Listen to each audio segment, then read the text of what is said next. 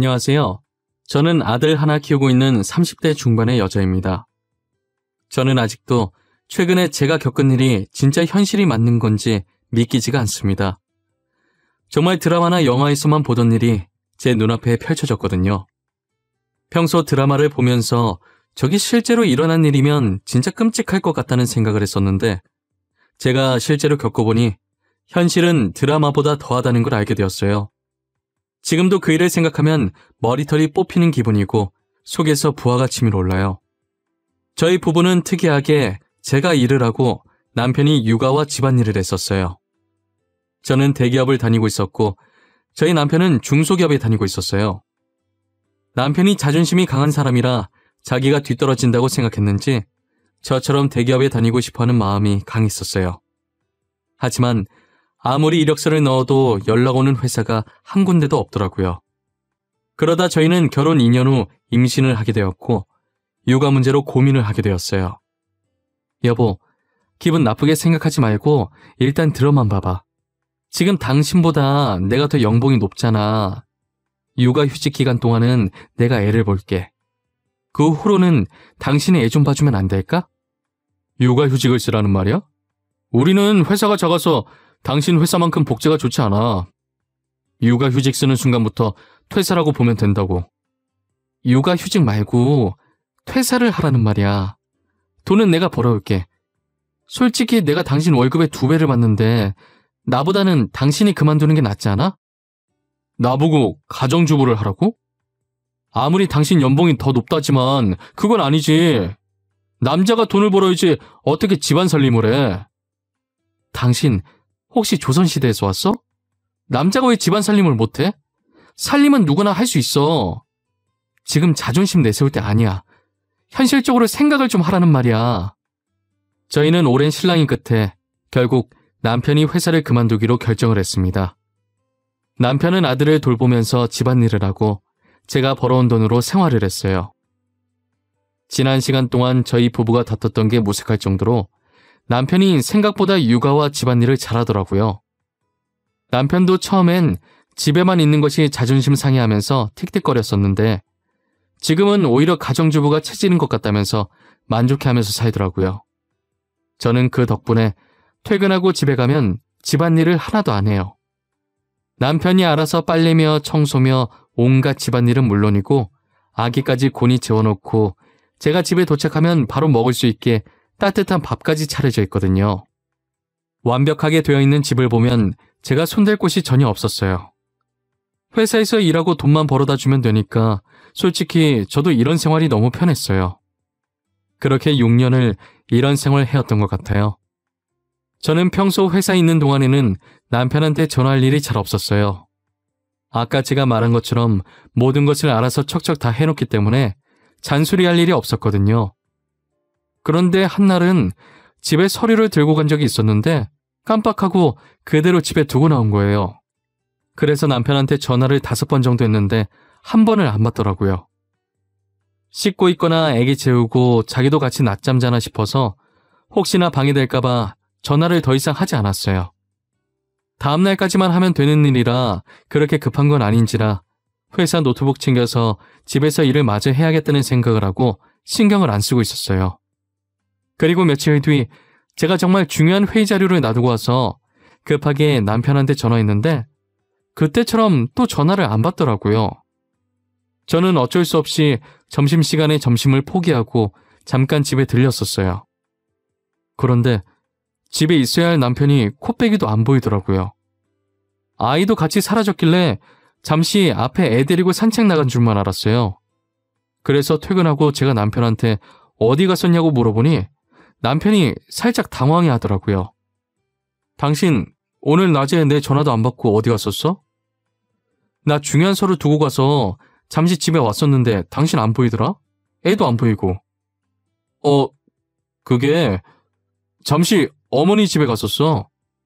어머니가 우리 아들 보고 싶다고 전화하셨더라고. 우리 엄마 다리 불편하시잖아. 그래서 내가 직접 갔지. 아, 그랬어? 그럼 나한테 미리 얘기 좀 하지. 집에 아무도 없어서 놀랬잖아. 난 당신 애 데리고 잠시 산책 나간 줄 알았지. 근데 전화는 왜 안 받았어? 한 손으로 애기 안고 한 손으론 애기 짐을 들고 있으니까 손이 없더라고. 나중에 다시 전화해야지 하다가 어머니 집에서 깜빡 잠들어 버렸어. 미안해. 저는 남편이 시댁에 갔다 왔다길래 그런가 보다 하고 별 생각하지 않았었어요. 남편이 저녁을 다 먹고 설거지하는 동안에 저는 안방에 들어가 있었어요. 씻으려고 하다가 침대 위에 있는 남편 겉옷을 발견하게 되었죠. 침대 위에 걸쳐 있는 걸 보니 시댁 갔다 와서 급하게 집안일 하느라 정리를 못한 것 같아서 제가 정리하려고 옷을 집어들었어요. 그런데 제가 옷을 집어드는 것과 동시에 쪽지 하나가 툭 하고 제 발 앞에 떨어지더라고요. 아무래도 저희 남편 주머니에서 떨어진 모양이었어요. 처음엔 제가 그 쪽지를 볼 생각이 없었는데 떨어지면서 종이가 살짝 펼쳐져 있더라고요. 다시 주머니에 넣어주려고 집어들었는데 펼쳐진 종이 사이로 낯선 집 주소가 적혀있는 게 보였어요. 근데 여자 촉이라는 게 이게 상당히 무서운 거더라고요. 저는 순간적으로 왠지 모르게 이 집 주소에 굉장한 비밀이 숨겨져 있을 것 같은 느낌이 들었어요. 살짝 안방 문틈 사이로 아직 설거지 중인 남편의 뒷모습을 확인하고 몰래 제 휴대폰 카메라를 켜서 주소가 적힌 쪽지를 찍어놨습니다.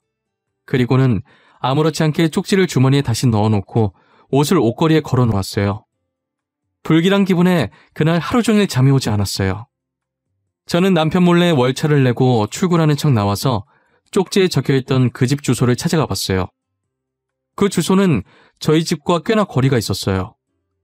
주소가 가까워질수록 이 길이 맞나 싶을 정도로 온통 초록색 풀밖에 없더라고요. 내비게이션이 안내하는 대로 가다 보니 허허 벌판에 조그만 주택이 하나 보였어요. 저는 도착한 뒤 차 안에서 내리지 않고 가만히 주택을 둘러보았어요. 첫 느낌은 뭐랄까 시력 검사할 때 보는 집 사진 있잖아요. 딱 그거랑 비슷한 느낌이었어요. 도대체 여기가 어디길래 남편이 쪽지에 이 주소를 적어놨을까 싶었어요.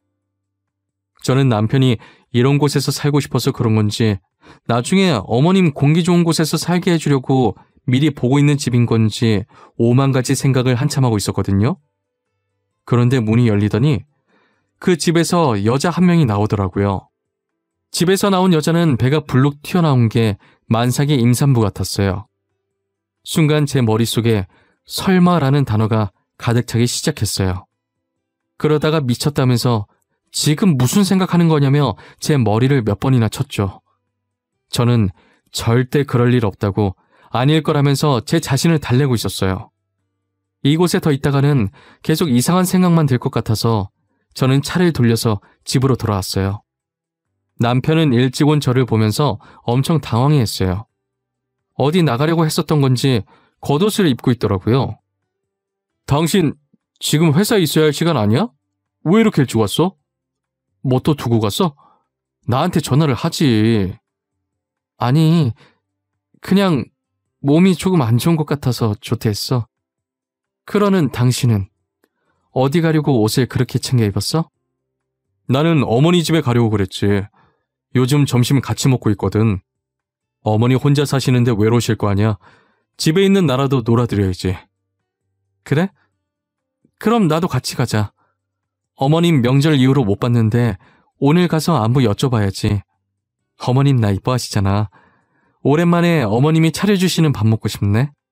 몸 안 좋아서 조퇴한 사람이 어딜 나가려고.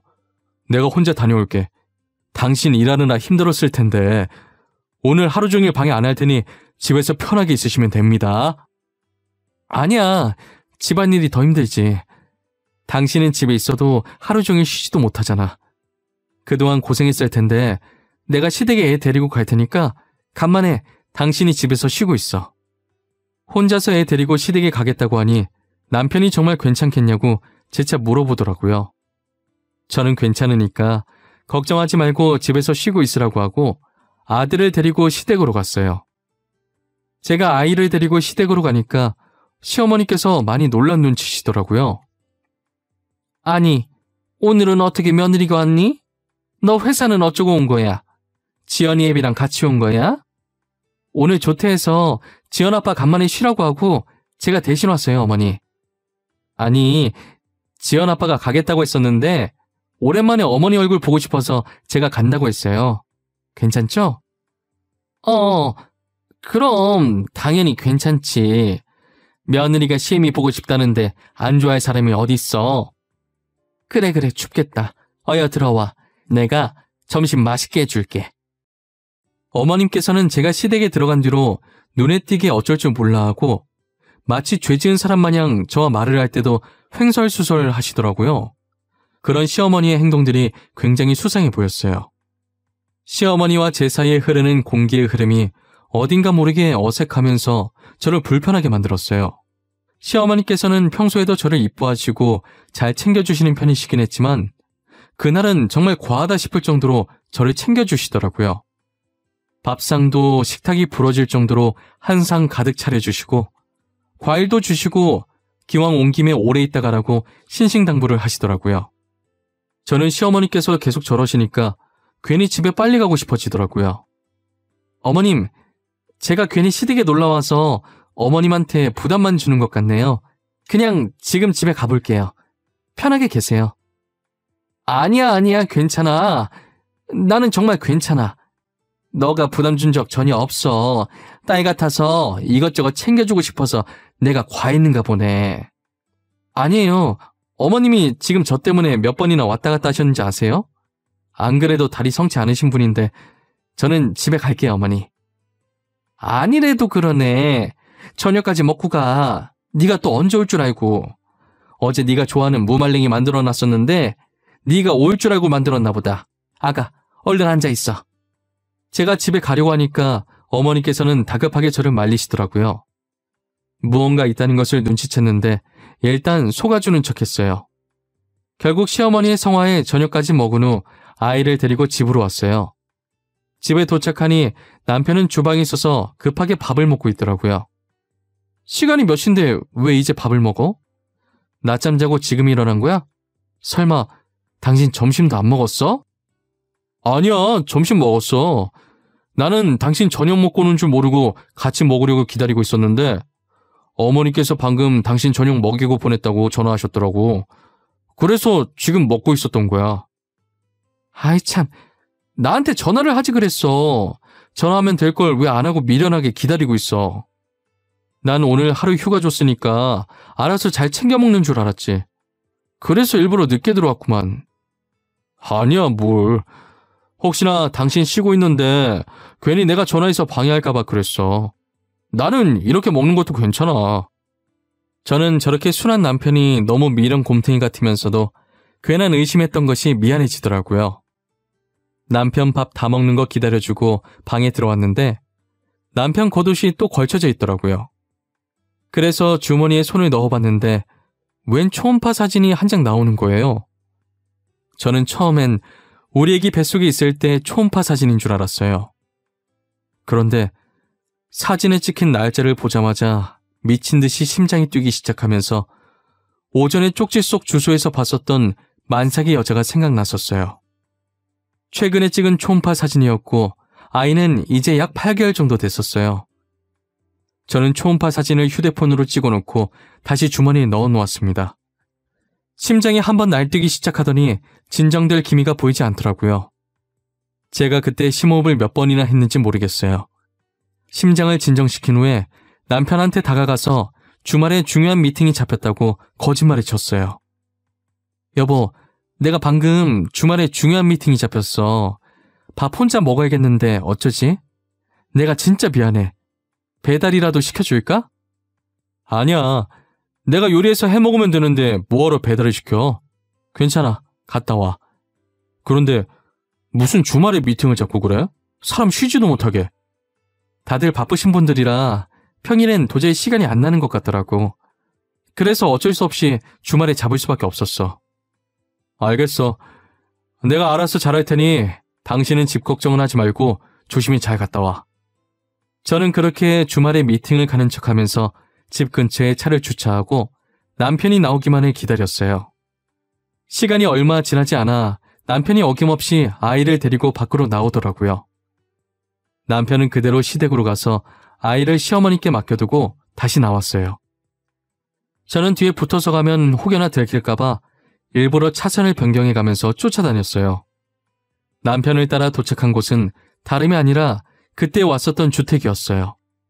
남편이 도착하자마자 기다렸다는 듯 여자가 밖으로 나오더라고요. 남편은 여자를 발견하자마자 환한 미소로 팔을 벌려 여자를 안아주더라고요. 그 모습을 보고 얼마나 기가 차던지 아마 당해보지 않으면 못 느낄 기분이에요. 저는 차 안에서 남편이 도착했던 시점부터 둘이 만나서 집 안으로 들어가는 것까지 영상으로 찍었어요. 제대로 찍혔나 확인하는데 너무나 잘 찍혀서 다시 봐도 화를 주체할 수가 없더라고요. 사람 시켜서 뒷조사해서 알아보니 남편은 2집 살림 중이었어요.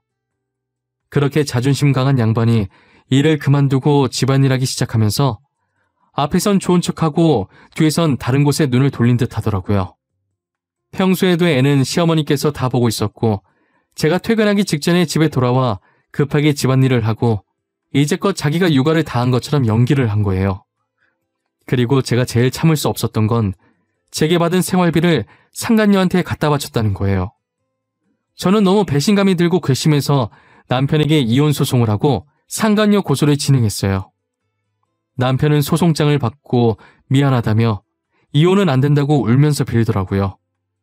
2집 살림 한 것도 모자라서 내 돈을 그 여자한테 다 갖다 바쳐? 이때까지 그 여자한테 바친 돈 다 토해내. 알겠어? 여보, 내가 잘못했어. 실수야, 실수. 사람이 살면서 실수 한번 할 수 있는 거잖아. 그리고 당신 돈 아니야. 진짜야. 당신이 준 돈은 우리 생활비로 쓴 거 맞아.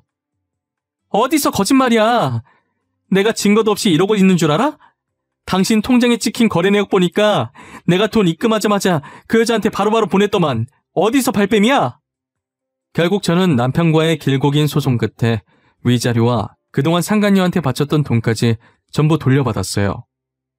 알고 보니 그 집은 상간녀 살게 해주려고 이제껏 전 남편이 모아둔 돈과 퇴직금으로 산 집이더라고요. 하지만 그 집도 저한테 돈을 줘야 해서 팔아버렸지만요. 전 남편은 경력 단절이 돼서 취업이 어려웠는지 결국 막노동을 뛰기 시작하더라고요. 하지만 일을 하다가 사고를 당해서 평생 절뚝이로 살게 되었고 결국 막노동도 못하게 되었어요. 졸지에 태어난 아이는 심장병이 있어서 상태가 안 좋았어요. 당장 수술을 해야 하는데 수술할 돈이 없으니 저한테 사정을 하더라고요. 내가 진짜 당신한테 이런 부탁하면 안 되는 것도 알고 나도 이런 내가 정말 염치 없는 것도 잘 알거든. 하지만 부탁할 사람이 당신밖에 없었어. 그런데 어쩌지? 나도 당신한테 빌려줄 돈이 없어. 솔직히 말해서 이제 나랑은 남남인데 내가 왜 도와줘야 해? 우리가 좋게 끝난 인연도 아니지 않나? 내가 부탁할 사람이 얼마나 없으면 당신한테 부탁을 하겠어. 내가 꼭 갚을 테니까 제발 불쌍한 애기 수술비 좀 빌려줘. 그 아이가 불쌍한 것 같아? 그거 너네가 잘못한 벌을 그 아이가 대신 받고 있는 거야. 너네는 나한테 잘못해서 벌 받는 건데 너가 나였으면 빌려줬겠니? 난 절대 안 빌려줄 거야. 전 돈 빌려줄 생각이 전혀 없다고 하고 남편을 돌려보냈어요. 사람들이 저한테 매정하다고 손가락질해도 어쩔 수 없어요. 솔직히 누구 때문에 제 가정이 파탄났는데요. 전 남편만 허튼 짓 안 했어도 저렇게 아픈 아이가 태어나지도 않았고 저희 가정도 파탄나지 않았어요. 솔직히 죄 없는 아이가 불쌍하긴 했지만 제 행복을 위해 신경 쓰지 않으려고 합니다. 저는 앞으로 제 아들만 보면서 살 거예요. 두 번 다시 그 사람들과 마주하고 싶지도 않고 그 사람들 소식도 듣고 싶지 않아요. 제 앞에서 영원히 사라져줬으면 좋겠어요. 저도 이제 모든 것을 잊고 새 출발하려고 합니다. 제 사연 들어주신 모든 분들, 올해는 웃음과 행복만 가득한 한 해 되셨으면 좋겠어요. 추운 겨울 늘 감기 조심하시고 하고 계신 모든 일 잘 풀리시길 기원하겠습니다. 감사합니다.